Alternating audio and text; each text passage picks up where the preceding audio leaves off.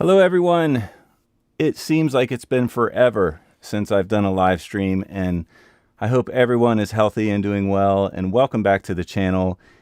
And this is a video I've been thinking about, like I need to make, but I just didn't know how to make it. You know, somewhere around 2019, midway through, I made the decision to make the jump to the Cantar X3 system.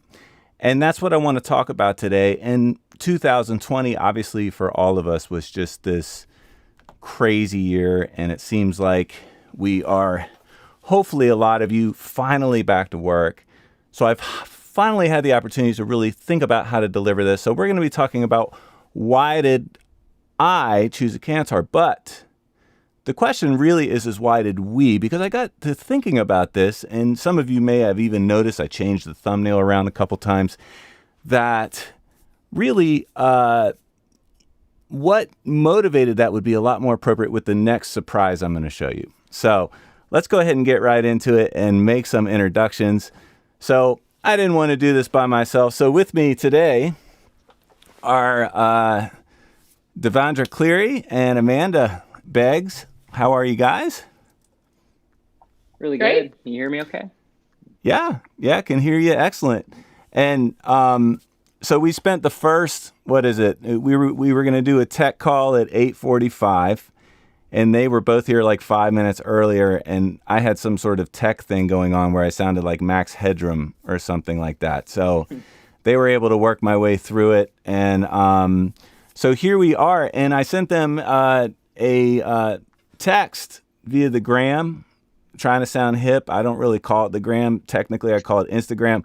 But I said, hey, you want to jump on a conversation about the Cantar? Because one thing that we all have in common is we are all Aaton Cantar X3 users.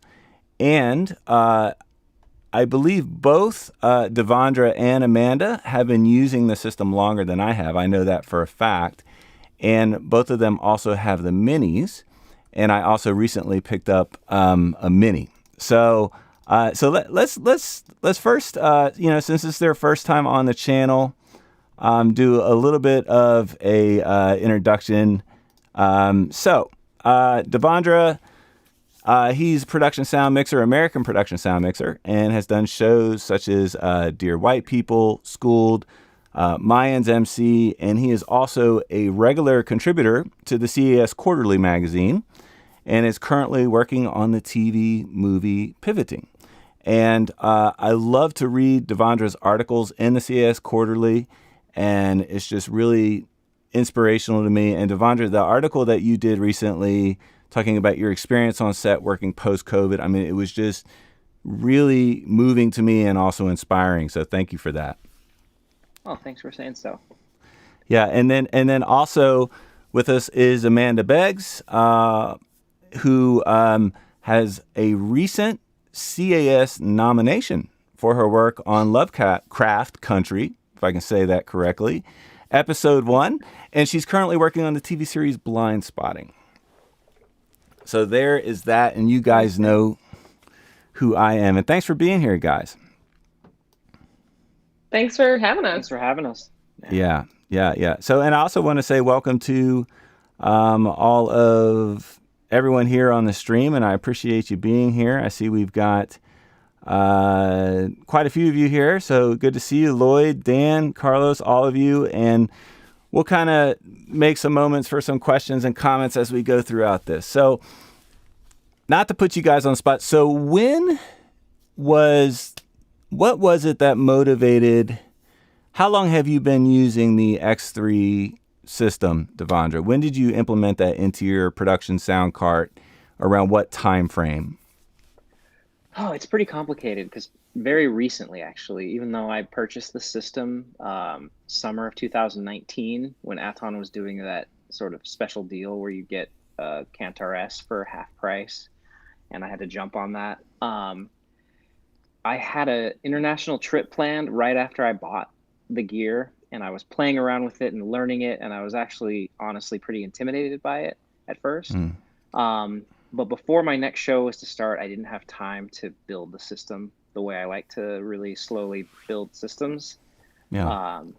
So I started the Schooled season 2 on my old system on the Cantar, or I'm sorry, have it now, on the 01V and on the Sound Devices 970.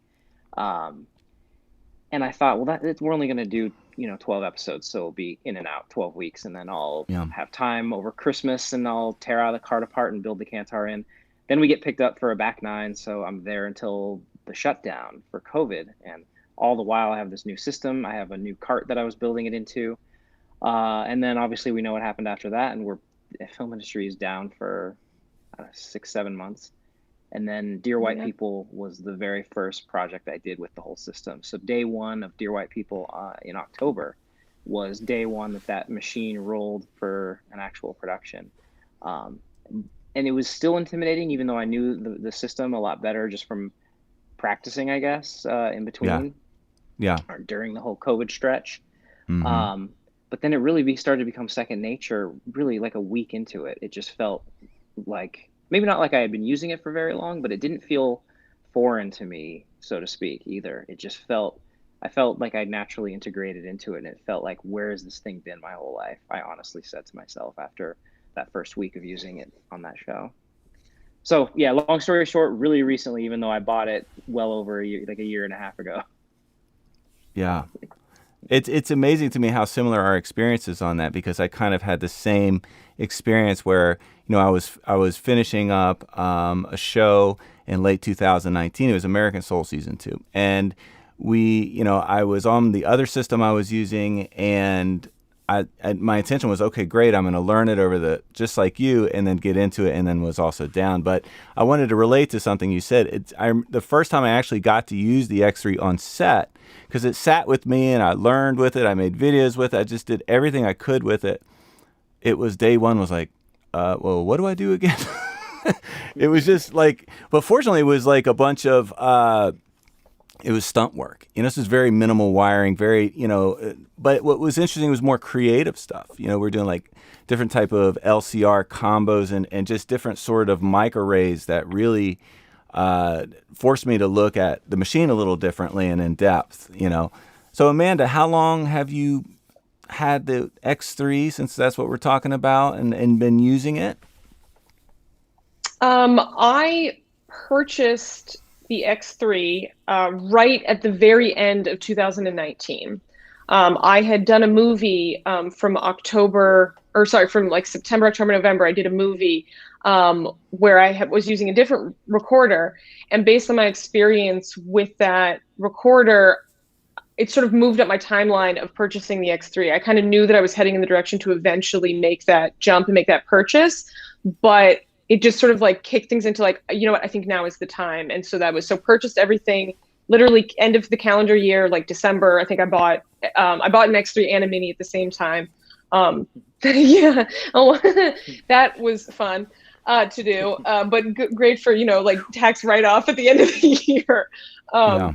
But make that purchase, and then knowing that, well, I'll have some time, knowing that traditionally we don't really shoot over the, Christmas, New Year's. There's that little bit of time off for the most part. I wasn't on a show because that movie I was on had just wrapped. And so I knew I'd have some time to kind of sit down with it, learn it, get familiar with it. I booked a pilot in the beginning of the year of 2020 in January. Same as Devendra, didn't have enough time to really fully implement it the way that I wanted to. So did that final show with my setup, which was very similar to Devendra's, 970 recorders and the O1V as my mix board. And then as soon as that pilot wrapped, it was like, okay, rip everything out. Like, let's go full bore. You don't have anything lined up. Let's go for it. So built my cart, did a lot of practice runs with the X3, with the Mini, just getting used to it. And then was fortunate enough to fill in for the mixer on Avatar for a few days. And that was my first time utilizing the X3, was filling in for Julian on Avatar for a few days. And that same week that I did that, and this was, at this point I'm texting, other mixers with an X3, hey guys, I've made the switch, I'm ready to go. You got any second unit, or, recommend me for, whatever. And that same week I did a couple of days on Avatar, and the whole world shut down because of COVID. So wow. Then I really got to sit and learn, really got to be even more comfortable. Did a few gigs throughout, some interview jobs, did some additional photography on a movie in July, all with at that point I was fully switched over, but Yeah, technically beginning of 2020 was that first few days, then a bit of a break because of COVID. But now fully into it, ever since every job since then has been the Cantar setup.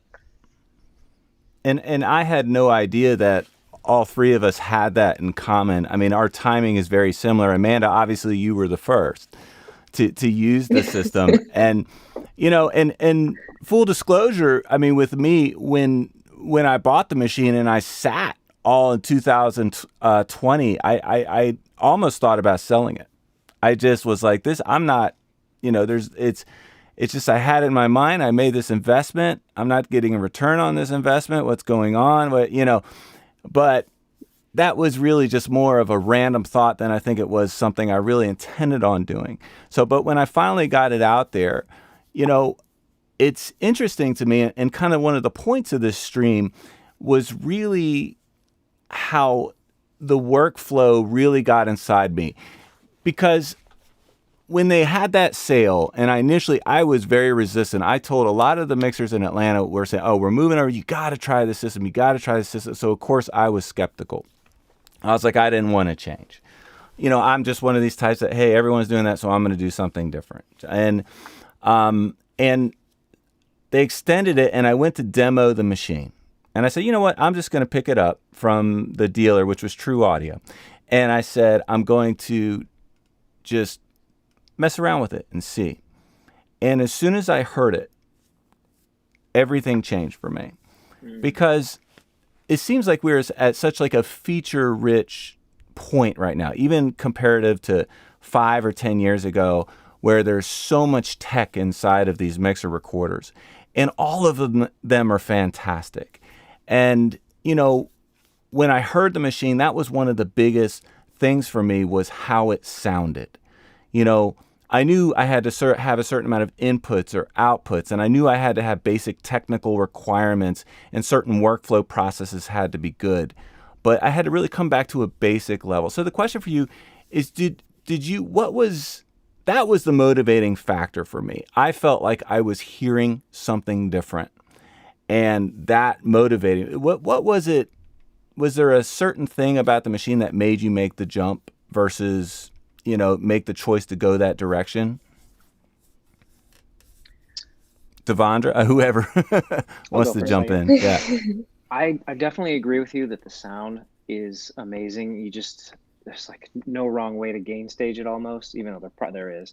I'm used to having, I don't know, just such a narrower way to make something sound good on at least the old system with the Yamaha O&V. It was very basic, and you just really had to be careful with your gain and hot peaks, and limiters were nothing like the Cantar. I agree with you that the sound is amazing, but that wasn't a motivating factor because I hadn't personally listened through one yet.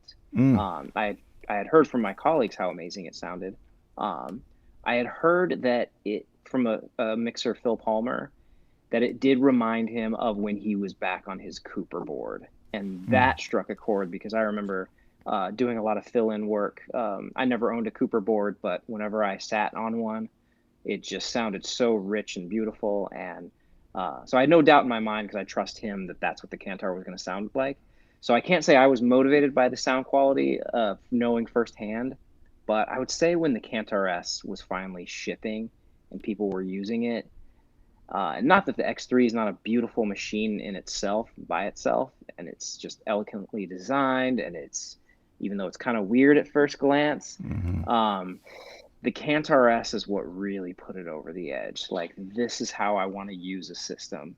It's very similar to other manufacturers' control surface with recorder, but I really feel like it went the extra mile with visually with how it was built. So yeah, the Cantar S, I think that put me over. So yeah, I mean, I also didn't demo it, so mine wasn't necessarily the sound. For me, it was stories from other mixers who I very much trusted. I mean, Phil, Lisa Pinheiro, Sean Holden, all raved about the sound quality, and that obviously, so that was a factor. But because I hadn't heard it, it wasn't until I made the switch that I began to realize, oh, I totally understand what they were saying now.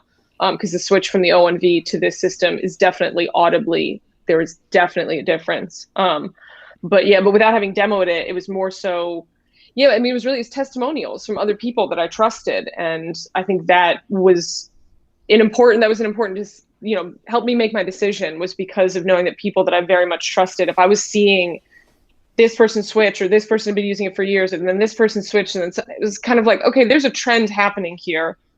Why is that happening? Is this something that I feel like makes sense for me to jump into that same trend? I mean, because obviously, like what you said, Michael, it's like, just because everyone does one thing doesn't mean you have to, jump on board with it. But if enough people that I look up to as far as, their work ethic and the quality of work, if they're all heading in this one direction, that's going to pique my interest. I'm gonna look into that, and just the way that their faces, you talk to Lisa about where, her face just lights up, her excitement about using the machine. And I hadn't really seen that level of excitement about any other brands, equipment. So it's just kind of like, okay, there might be something special here. Yeah, absolutely. And to me, and to speak a little bit about, and there's something very kinetic, if that's even the appropriate word, about, or kinesthetic is the word that I'm looking for, about the machine, about the ergonomics and how it feels in the hands and so forth. And one of the things that occurred to me is, as you guys can see, I wear these glasses just to do a stream so I can look over here and see the screen and keyboard. The ability to be able to physically see things so well on the display has been a game changer for me. And one of the things that I realize, and I think a lot of us, can relate to, especially people here on the stream, who are working, you're 12 plus hours a day on set. You're staring at this and working this machine, and over and over again, you're rolling, cutting, you're making changes, whatever you're doing. That experience, having something that was designed to put your hands on and turn and visually see, how has that been for you? Because that has been incredible for me. And I think one of the most pleasurable things about using a machine is how it feels in the hands. And give me some of your input on that. Agreed. I mean, it feels like it's built the way our equipment should be built because of what we put it through every day. The faders feel nice. Even just the crown just feels, I don't know what it is. When you switch modes, it just feels so high quality. It's satisfying. It is, right? There's something about going into record with it that's so different than just hitting a button. There's something like, it's a big deal to go into record. We're turning over like you would with your Nagra reel-to-reel back in the day. Mm-hmm. And like Michael, what you're saying with the screen, that's huge for me as well. I'm not a huge fan of outboard or just third-party type displays. So just having it native like that in two spots is huge. Although, ironically enough, you can project the display onto your laptop or your iOS device via its Wi-Fi. So you really have like the best of both worlds there with it. I did not know that you could do, so you're telling me that on the X3 you can actually put the display on an iOS device? Yeah, it's what is it called? You download an app. Mike Paul showed me how to do this last week. You can use a VNC viewer, and you just have to turn on Wi-Fi on the X3, and it'll put the screen right here on your phone or on your laptop or on your iPad, or I mean maybe beyond iOS devices too, I would assume, because I think VCN viewers aren't exclusive to iOS, but basically an external device and it's Wi-Fi. So it's brilliant. I think there's a way to do it via its network, but this is the way he showed me. So it's the only way I know so far. So one of the, talk to me a little bit, Amanda, just about like the visual component and the larger screens and how that's been for you. I mean, it's been phenomenal because, I mean, the 970s were what I was using mainly before that. And granted, that's a pretty sizable, menu. You're not looking at something super tiny as far as rolling through your menu options. So I was coming up with that, but I did use another piece of equipment on that. There's a feature that I did in Hawaii, Thailand, and New York that required a much smaller rig. So I wasn't able to bring my 970s on that. And while it was fantastic that the size was small, which allowed me to be more mobile, which is what this movie needed, I can tell you that there's nothing like, you're just staring at this tiny little screen and, you're hour 14 or whatever, you're exhausted anyway. I mean, there is something really nice about the size of the screen on the X3 and even the Mini. It's really great. It took me a little bit of getting used to the sort of feel of the magnetic faders. Had been using sort of, your sort of generic, your analog, your regular faders for so long that tactile sensation definitely took a little bit of getting used to. But now, I mean, but that's within a matter of, even after one whole, 12 to 14 hour day on set, by the end of that day, you've sort of figured out, oh, I get it. Like, this is what it feels like, for that one, for this much, movement, where that gets me as far as in gain. So yeah, that was very quick to adapt to it. But it was odd in the beginning. I mean, the magnetic faders are definitely, is there anyone else that does that? I mean, to my knowledge, I don't think so. So as far as that tactile sensation, you're not going to come into it knowing, I mean, because like you mentioned the Cooper, phenomenal board. These faders are like butter, just magnificent to mix on. If you went from the Cooper to the Cantar S, it's going to feel a lot different for sure. So there's a learning curve to that tactile sensation. But now it just feels like, oh yeah, this is normal. This is what I'm used to using. So now, and they're brilliant, and I too. just have to say, the magnetic faders, just for, I mean, I know Devendra will feel me on this. How many times have you had to open up your Yamaha O1V to clean it out or to replace a fader because dust or grime? I had a spider crawl out of my O1V on a night shoot once, like sealed, a fully sealed, like, mixing interface or recording interface with those magnetic faders that you just pop off and clean, and there's no spiders crawling out of the board. I'll take it. That's terrifying. I mean, I never personally did it, but Mike Paul probably got under the hood of my O1V maybe five or six times over the years.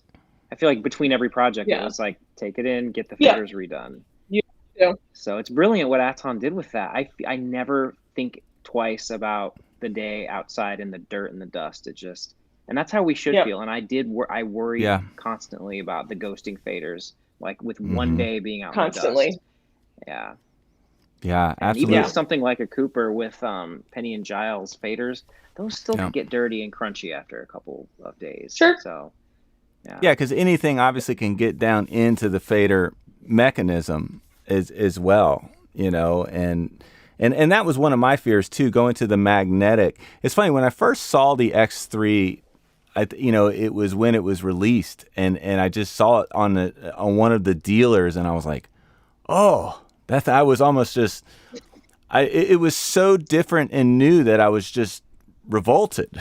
I was like, I could never use that thing. Look at those faders, But, we had the pleasure in Atlanta here at Aaton, Pierre, and also the CEO of Aaton Digital and Trans Video, his name escapes me right now, came down and they had done a training session with us, and they had talked about the faders.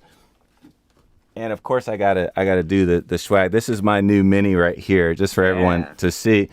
So these are the, and I'm going to try my best to hold it securely here, not do anything stupid. So these are the magnetic faders that, for those of you who are watching, that physically just remove. And what happens is they catch.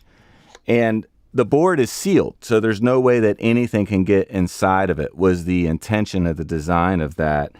And they actually feel really great, because I was worried about, now the Cantar S is what I'm mixing on, which is, I was worried about the spacing and everything, but it didn't take long to really start to get used to what I was on before, which had the Penny and Giles faders.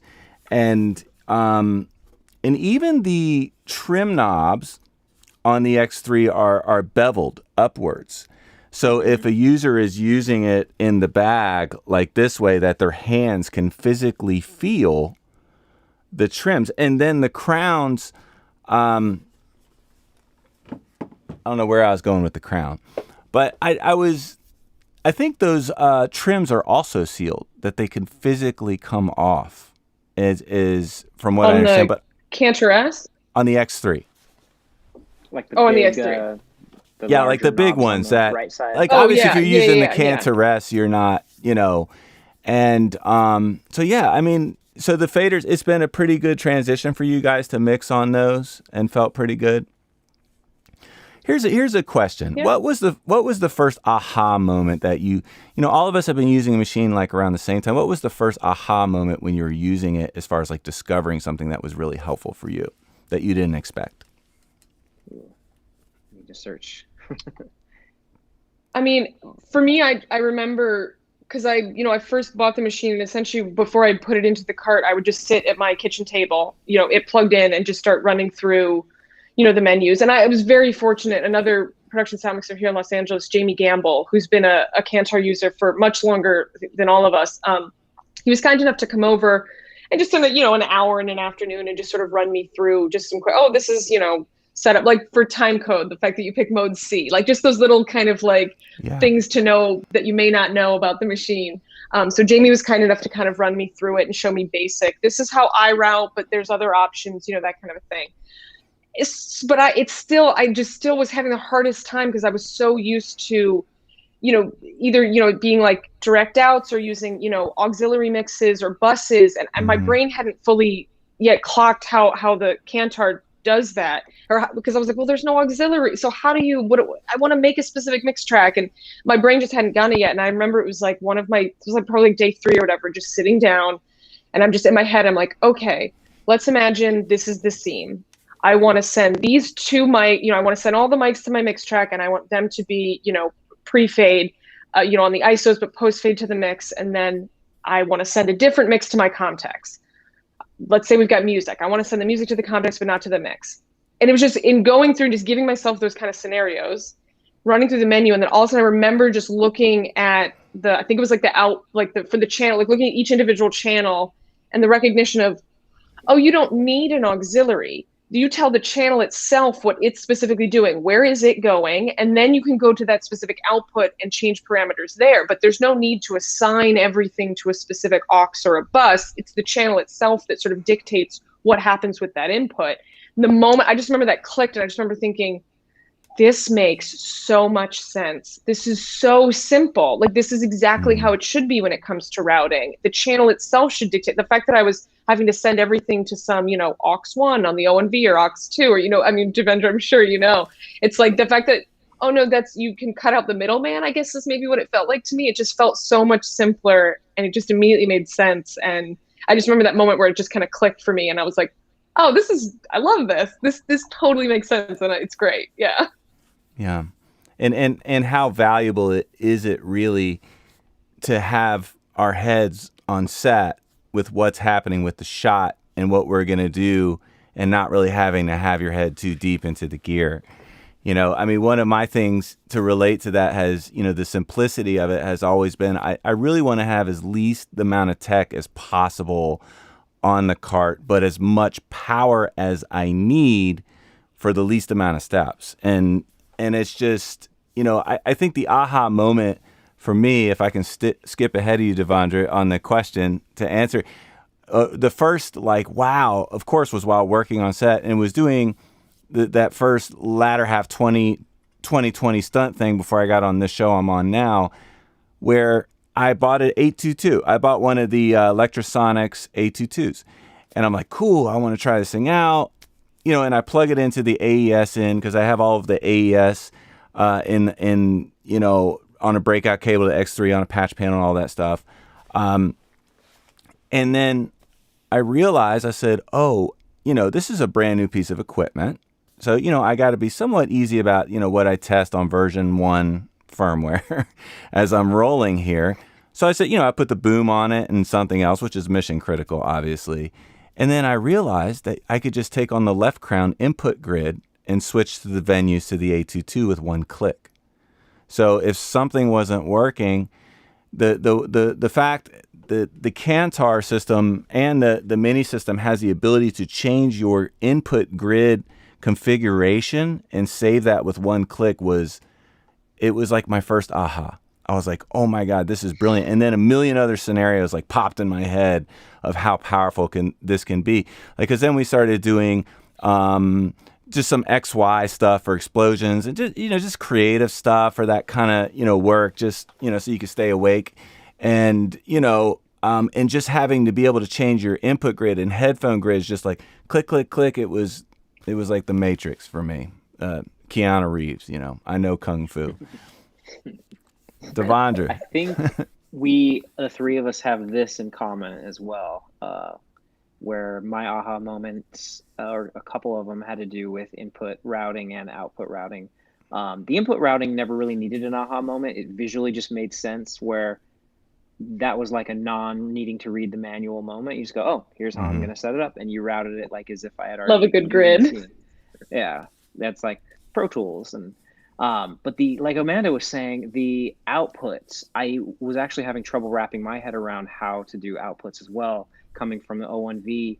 And I'll admit, I didn't even really deep dive into the O1V. I learned how to route with it as much as I needed to. And I had Dante, and it was sort of set it and forget it.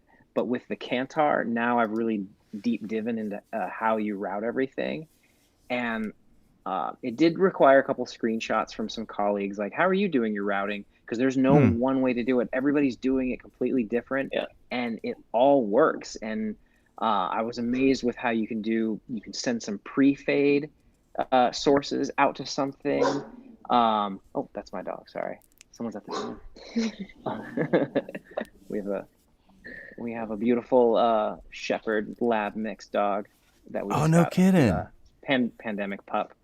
But yeah, she's the best. Same with where's that dog been my whole life?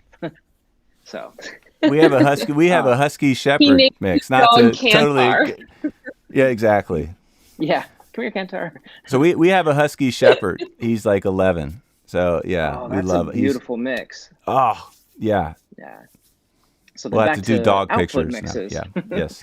But yeah, I think an aha moment was output mixes, like Amanda's saying, because once I got it down on how I like to do it, now I can change it really fast. If I have like a mix minus setup with some speakers on the other side of walls for actors or earwigs or music that I want to just leak into the Comtech if we're recording a vocalist singing live, but it just happens so quick because of how they designed it.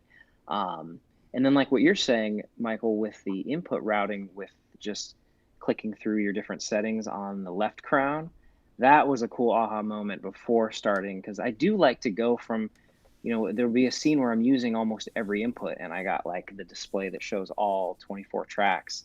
But then you're just doing like one mic and a wire, and it is nice to just go to a different, input routing screen without messing anything else up, and it just changes the inputs, and this is what you see. So. And you guys got me thinking big time about this alternate Comtech mix for music blends. That's like, just so you know, I love that. That's not something I'm typically doing, so I love that. Thank you for bringing that up. That's a good idea. So let's change gears. So just so everyone's aware, this is not a an X3 commercial or a sponsorship by any means. We're not getting paid, or no one's, asking us to say these things. Aaton Digital is, not asking for any of this.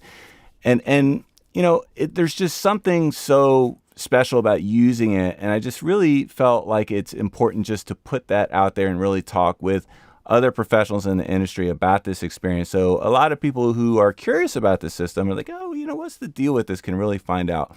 But here's what we got to talk about. What would you like to see changed or added to the system? I don't have a right away list, which is a good sign. And yeah, I promise they're not asking us to say these nice things. Yeah. But I don't have a whole lot. Yeah. Wow.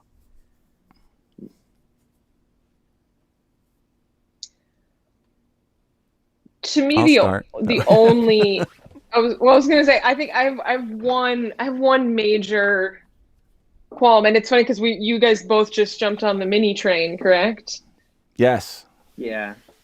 So I actually have been using my mini a little bit heavier before the X3 simply because of the nature of the jobs I got during the shutdown, during the sort of pandemic shutdown. It made sense for me to bring my mini out for those. So I got to know that, I think, or use that a little bit more heavily before switching to the X3 for shows after, the industry kind of reopened.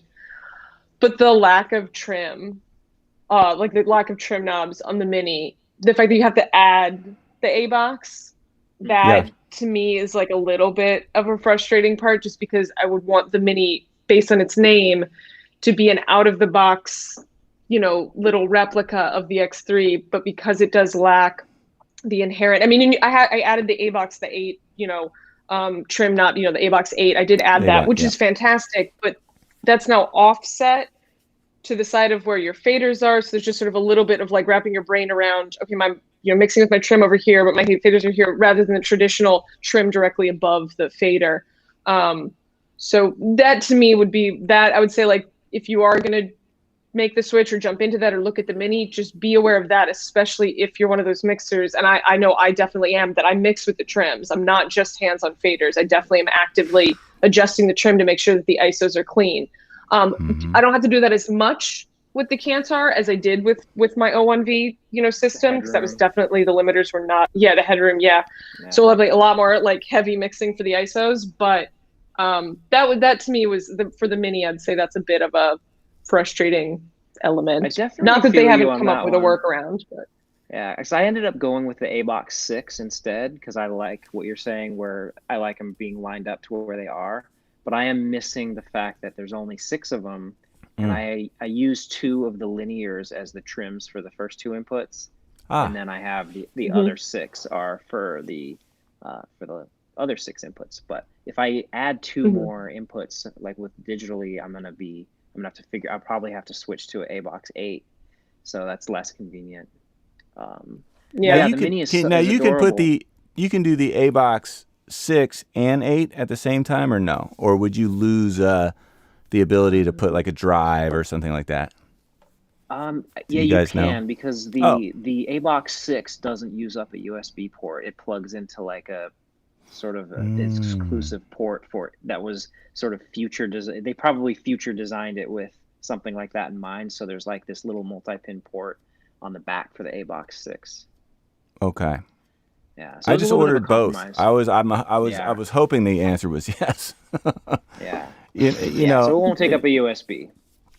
But yeah, you're absolutely right, Amanda. That's a great point. I mean, if I had to put a wish, I wish I would have loved to see like a USB 3 or USB-C option on the X3, but I've had zero problems with the USB drives I'm using on USB 2.0 as far as running in real time. So it'd just be nice to have the extra power and functionality and stuff like that. But the machine was, go ahead. I have to turn down the LED lights on the Cantar M, because I'm maxing out those USB ports. Like I'm using the system fully maxed out. Cantar S, Cantar M, ABOX 8 for the additional like channels 13 through 22. Okay. And it takes a little bit heavy taxing on the USB port, so I just have to turn the LEDs down and it solves it. But now we're talking about the USB. Mini or the X3 for that Cantar M? This one's on the X3. On the X3. Yeah. Okay. The full size. Yeah. Okay. Any other things? I wouldn't mind if there was a later hardware version or hardware like revision that you could do with a higher resolution screen. It gets the job done and it works fine, but I know that it does feel like it could be a smoother looking interface, but it's such a small thing. It's not a big deal. Yeah. There was one thing I was thinking of, and this is for those who have the upgrade where you can get the auxiliaries and, in the X3. I would love the ability to be able to pass through audio to the mix on a disarm track. You know how you can, in the menu, you can either disable it completely, or you can have it show up where you could PFL it and it physically passes audio. If they just put a third option in there that you could also send it to the mix bus, that would allow you to put an auxiliary track on one of the 24 tracks, which is a separate auto mix bus that you don't even have on faders. So post doesn't see this random track. Like, what is this? So It's something I've been still thinking about. I want to send an email to them. I just want to make sure it makes sense. But in my mind, I believe it does. Because, if you had, like, let's say, I don't know, let's just say 14 through 18 were singers on a stage or something like that. And it was really just kind of a throwaway, and they're singing. They may or may not use it, whatever. But they're all handheld mics. To be able to have those on an auto mix to an auxiliary, and then put that auxiliary on a track disabled, only sending to the mix bus because you already have those ISOs laid out, is the only thing, that was the only thing I thought would be kind of cool, in addition to the USB thing, which is not going to happen. It's probably, the next version. Yeah. So I think even to kind of, what was another thing too, because that I've run into, I think we all know, we've all worked on set. Sometimes things happen really quickly and things change, and you're told one thing and then another thing happens. And there's the worst case scenario of actor so-and-so is not going to be in this shot. They're not going to be here. They sent them back to the trailer, whatever it is. Okay, cool. Kill that track, like kill that ISO, not in record mode, not gonna turn it on. And then you go for a take, and all of a sudden I'm hearing that actor's voice, and I can't. We're already rolling. I can't engage, that track. And it would be fun if I could just send it to the mix to be able to cover the mix track. I know that the ISO doesn't exist, so to be able to at least feed it into the mix, if it's applicable, if it were to make sense to mix it in, that would be key. Because one of the nice features that sound devices, just to give them a complete and total, like the fact that you could now arm a track while rolling. Was kind of a game changer, because I don't know how many times we get bad information, we get told one thing and then something else happens. And because you can't, at least even before sound devices came out with that, but I think only the 8 series maybe can do that, I'm not quite sure. But with my 970 I couldn't, but at least with the O1V, if I brought that fader up, it would send it to the mix. And I can't do that with the Cantar system, and that definitely is one of those moments where you're like, if only I could just send it to the mix, then it wouldn't look like I stupidly forgot to turn this track on. Amanda, that is so. I can't believe I didn't even think of that, and that is absolutely even a much larger reason to. I'm betting that's going to happen. I think after this conversation. It's just one little menu, one little boop, one little thing. One little, yes. What's the option? Yeah, it's pass it through. Also pass through mix bus, right? You said, just being able to send it to the mix bus because it's there, because it's it could. Why I think it's possible is they've changed things like that recently with software. Okay. So it's both of the requests that you guys are making, I would wager is software updatable if they write the code for it. Because recently, did you guys remember that change that happened recently with full duplex for boom operator for talk 1 and talk 2? It had the option. It worded it in the menu full duplex, but it did full duplex in your own headphone feed, so it didn't interrupt the program audio in your own headphones. And I didn't realize it was still muting that in the boom operator's IFB's feeds. So, and that was happening on the X3 and the Mini, or because I thought that was a Mini thing. It was both. It was both. Yeah, and the nice thing about the old way, the non-full duplex way, is the boom operators don't hear anything except for you, so they can hear you really loud and clear without the boom and the room sound. But it was also a little jarring if you say something to them in the middle of a take and like their program feed goes away completely and they just hear you. So a recent software update changed that, and full duplex also worked on the outputs. So I feel like if they can change that with code, they can change the two things you guys are saying with code. And they can write. Yeah. I think it's FPGA. Aren't there FPGA processors inside of the X3? Which is they can be reprogrammed. I think so. That starts to go beyond my engineering, capability knowledge base. But yeah. Now, what about Now, are you guys using multi-output configs,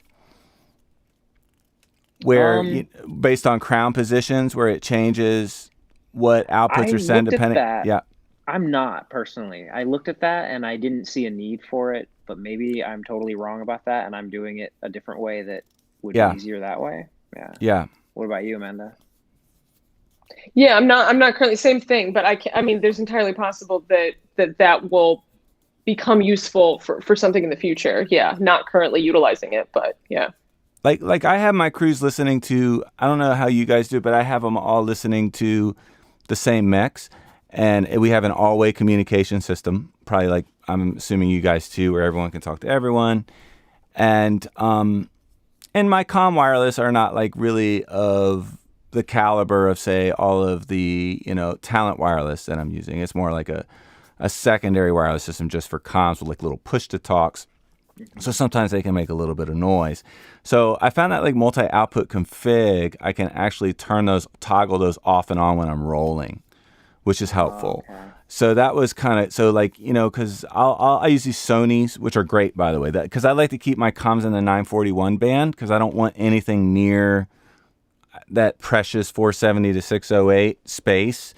And, so that's something that I've really, found helpful, and I think the guys in the commercial world, obviously that was a different world than we're in, but they have this thing where context, no one can hear anybody when we're not rolling or something. Mm-hmm. Yep. Yeah, they kill all the mics essentially in between. Yeah.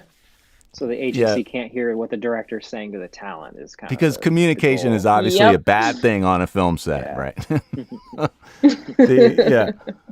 So anyway, I just want to move to, out of respect for both of your time, thanks for just like the cool impromptu chat. And there was some takeaways, and I have been like on Instagram, like zooming in on your Proto Gear bags, by the way.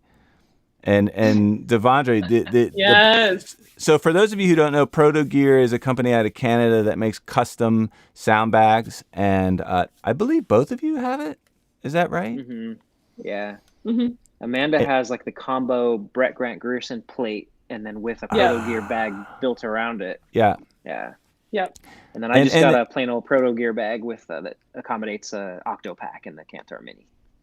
So yeah, so if you guys are comfortable with it, I can put your Instagrams on the bottom in the comments. So if anyone wants to follow you guys, and because that you guys have some amazing pictures of your rigs, and Devondre, where is the video for the tour carts living right now? For the CAS? Yes. That is a good question. I think it's on Vimeo. It might somewhere. be on the CAS. Yeah. What? Yeah, I was gonna say, because I think there's a link though. It should be under our past events, maybe on the Cinema Audio Society website. So I'll put a link below, guys, in the video description for that, because you have to watch Devondre's cart tour. It is unbelievable, the detail and everything. So, and also, most of you may have probably already seen it, but the Ursa video with Amanda going through her cart set was absolutely incredible. I really enjoyed that. And I want to thank both of you for your time this evening on a Sunday. And this was a lot of fun. And I also want to go through and see if we have any questions. We have a lot of comments and stuff like that here that we can kind of run through. Let's see here. Dan says, it's been forever since you did a live stream. I know, Dan. The beauty is I'm back to work, so that's why. Neil, who is a Cantar Mini guy, howdy from California, or great to see you. I'm assuming that's CA, California. Neil, correct me if I'm wrong. Alan, great to see you. And I'm just going to look for questions here so we can get them back to families and what they were doing here. Here's a question from Marcos Contreras. 16-channel Cantar S. We know him. Agreed. Marcos and I are on the same page for this. Oh, that's it's totally so cool. possible too. Like if they did the spacing the same as the Cantar M, you can totally do a 16-channel Cantar S. Yeah. So that's really interesting, because I haven't done the small Cantar Mini fader thing yet, so I would be a little afraid of that. But I bet you once I got used to it, I would probably love it, because I've heard people say that the Cantar M, like, it's nice to have that really tight spacing because the fingers work a little better. Is that something resonating with you guys? I don't really notice much of a difference. I mean, I mix on both of them every day because I have to sort of solve probably the same grievance that Marcos might be struggling with in his mind is, 12 isn't enough. So I have the Cantar M take over after that. And Ah, I kind of like that. I'm okay with the fact that there's no 16 channel Cantar S, because I kind of like that there's this reserve layer there physically. Like here's where I am mostly, but here's where I am today because it's a big day, and okay. here's the secondary drawer for the Cantar M. So it solves that, and I don't really notice much of a difference between mixing on the Cantar S and mixing on it. It's like yes, they're closer together, but it doesn't really, I don't know, cramp my style, I guess, That's really so to cool. speak. Yeah. Yeah, that Yeah, and because that's I good was to saying because know. you do the two layers, right? You have the Cantor S, then your Cantor M below it. hmm So it's like normal, and then yeah, big scene with the whole Yeah. Mm. cast and craziness. Yeah. See, like I have in my mind, like once it just goes over 12, that maybe I could deploy some of the top faders on the top of the X3. You know, I That's what haven't I gone. do. Okay, does that work pretty good for you, Amanda? Yeah, for the most part. I mean, you definitely like just that little bit of like having a hand up here. I definitely by the end of the day, because we did a lot of high track count stuff where you're just like you're feeling it in your shoulder because it is an awkward like kind of position. We're used to mixing, certain position, Oh but yeah. it is. But there's no loss if you can still assign. The trim knobs go to those particular faders on the body of the X3 itself, and so yeah, so it hasn't been an issue. The moment we jump into past 12, it's like, okay, well, I'm just jumping literally right above where my Cantor S is, so it's not that difficult. But it's just one of those things, like especially just because I just came off a show where it was high cast count plus a lot of music playback, so a Mm. lot of mixing music either into the comms or into an earwig or whatever, and it would just be nice because I like to throw music. Me personally, music's always the last fader. Like music Yeah. and or thump or whatever be always right at the end on the far Mm-hmm. right side to me. So now it just means that those are the faders that I'm using up on the X3 itself. It'd just be nice. I don't know. Just it's one of those things like, hey, if we're making a wish list, yeah, give me a 16 channel Cantar S, Yeah. Yeah. Yeah. Yeah. Definitely. I mean, you guys must work in TV. Those are some, you know, that sounds about right for what the track counts are doing these days. I mean, that's amazing. Media Arts has a question. New subscriber here. I have a question that it might be stupid. There are no stupid questions. But have any of you ever considered utilizing studio gear in place of location gear? Anything ever in the studio, guys, that you've brought to set for a specific reason, or? Well, I would say the O1V was not Yeah. designed for what we used it for. That's true. Yeah. We just came from doing it that way, and also the icon surfaces that you used on your movie, those are essentially studio Yep, pieces as well. it's true. Yeah. Yeah, it's kind of Yeah. like this is all about our transition away from that, because I would say Yeah. Amanda and I Yeah. both adopted that system because we needed the high track count, and it was before Aaton was on either of our radars, and it was before anything else Yeah. really had that many tracks. So O&V it was until I've used now. the O1V as digital well. Yeah. routing too. Mhm. That menu system Yeah, on that thing was like, it would give you nightmares. It's yeah. never ending menus on top of menus. The And we use like 2% of it. Speaking of Ursa Cart videos, when is yours coming, Michael? I don't know, Dan. I'm in Atlanta. I think that's probably a big part of that. It's good to see you, Dan. My name is Christian, by the way. Oh, hey, Christian. Thanks for telling us your name. I will do my best to remember. Welcome to the channel. I'm looking for questions here. Oh, there's one thing that I'm curious about. I wanted to put up here. The Hydra on the Mini needs work as it's sluggish. You guys, anyone using Hydra? Is that a thing? Yeah, I have it, Thank you, and it's Jonathan, for your comment too. Mm-hmm. yeah, it's a great question, Jonathan. I have Hydra installed on my Octo pack. I had Mike Paul install that, and I have it patched into USB of the Mini. It has so much potential because it just you hit the Hydra, you hit Shift F1, and you have up to 16 receivers on there, and it works with WYSICOM, it works with Electro, it works with Mm-hmm. all of them.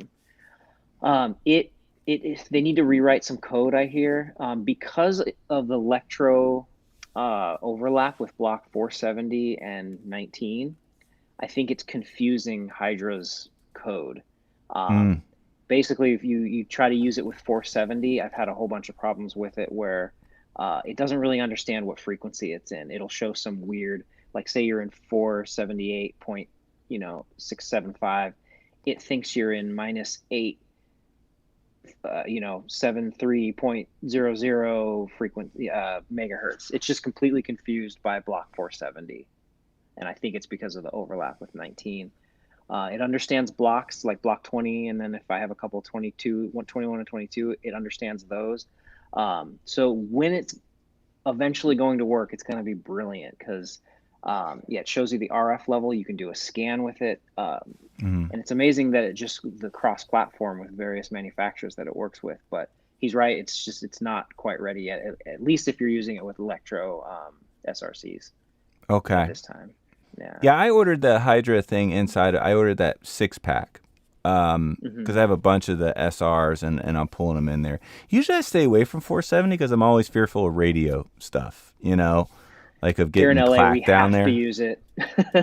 Why? Amanda, you can probably attest to this. Yeah. Why is that? Like, why? Yeah, I mean, yeah. Even block 20 is blown out when you're outside in certain areas, and that was like the hero block for the longest time. And block 20 and 19 even has some digital public safety that just turned on recently. Yeah. So Wireless Designer on the cart end has been really populating a lot of stuff in 470, but I just have to tell it to start it at like 476 because 470 itself is a little dicey for a lot of reasons, like you mentioned with walkies. I mean, it's getting way more rough out here too. I mean, I was on a location right in the city last week, and Wireless Designer, how you can take the threshold of where it sees, what's acceptable. I took it to, as high as it would go, which I think is like 15 or 20 dBm, and it still couldn't find anything.